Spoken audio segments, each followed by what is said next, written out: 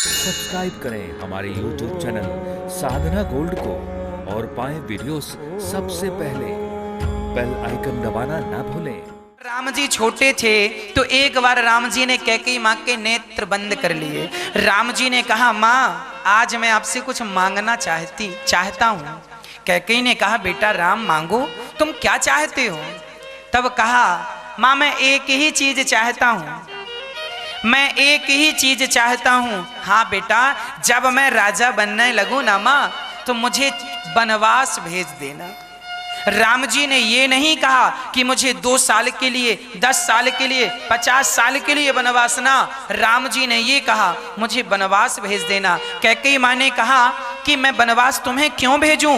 राम, क्या मैं तुम्हारे बिना एक पल रह जाऊंगी? क्या तुम्हें वनवास भेजकर मैं सुखी रहूंगी? क्या मैं तुम्हारे बिना जी पाऊंगी? तब राम ने आंख बंद किए हैं। कैकेयी माँ की कह रहे हैं, माँ मुझे वचन दो, जब तक वचन नहीं दोगी मैं आंख नहीं खोलूंगा। तब कैकेयी ने राम से कहा, बेटा ये तो बताओ कि तुम वनवास जाना क्यों चाहते हो? माँ, मैं इस धरती पर भक्तों को सुख देने के लिए मैंने अवतार लिया है। वनवास नहीं जाऊंगा तो मुझे लोग नहीं जानेंगे। राम जी वनवास जब गए तो केवल राम जी वनवास गए, और 14 साल में माता कैकेयी के कारण राम जी 14 साल में तप करके राम जी वापस नहीं आए। मर्यादा पुरुषोत्तम भगवान बन करके वो राम भगवान बन करके वापस आए। राम को भगवान बनाने में सबसे ज्यादा किसी का हाथ था तो कैकेयी माता का हाथ था। इसीलिए दोष न देना कैकेयी को।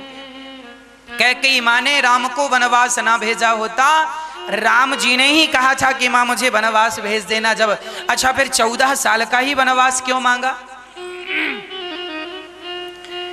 15 साल का भी तो माँ कह सकती थी कि वनवास दो, 16 साल का भी तो वनवास मांग सकती थी। कारण यही है कि 14 साल का वनवास इसीलिए कि जब पिता राम को राजा बनाने लगे तो बेटा मुझे वनवास, राम जी ने कहा माँ वनवास भेज देना। तो कैकेयी ने 14 साल के लिए क्यों?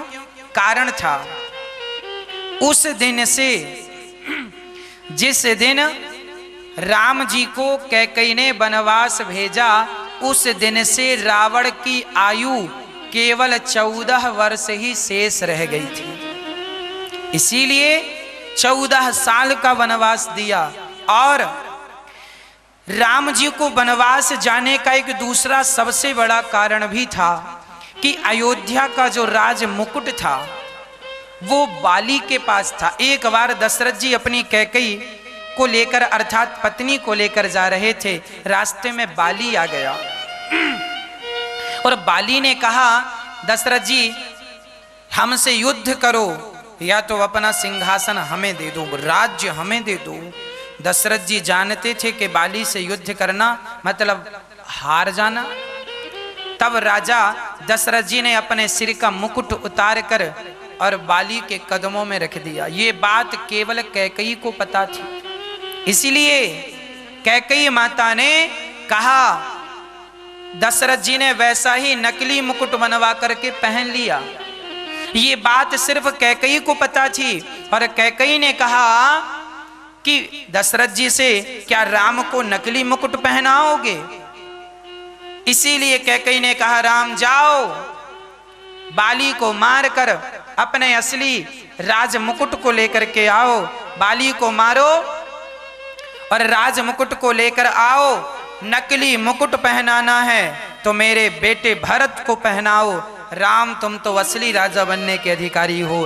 कैकेयी माँ ने राम को वनवास नहीं बल्कि अपने अयोध्या का सिंहासन लेने भेजी थी, क्योंकि असली राजमुकुट बाली के पास था। इसीलिए राम जी कैकेयी माँ से भेंट कर रहे हैं, क्योंकि जानते हैं कि कैकेयी माँ ना होती, कैकेयी माँ ने अपने दिल में पत्थर रखा है। कैकेयी माँ ने अपमान सहा है। इतना अपमान सह करके तब कहीं जाकर राम का सम्मान बढ़ा है। अरे किसी की सफलता में किसी की विफलता भी होती है। यदि राम सफल हुए हैं तो राम की सफलता में कैकई का हाथ था। भले कैकई ने अपना अपयश बनाया, भले कैकई को लोग गालियां दे रहे हैं, पर कोई बात नहीं, मुझे गालियां दो, और मुझे गालियां देने के कारण यदि मेरे राम की जय जयकार होती है तो मैं गालियां खाने को तैयार हूं, क्योंकि मुझे गालियां मिलेंगी, कम से कम मुझे गालियां मिलकर मेरे राम की तो जय जयकार हो जाएगी। इसीलिए राम जी को कैकई ने 14 साल का वनवास दिया।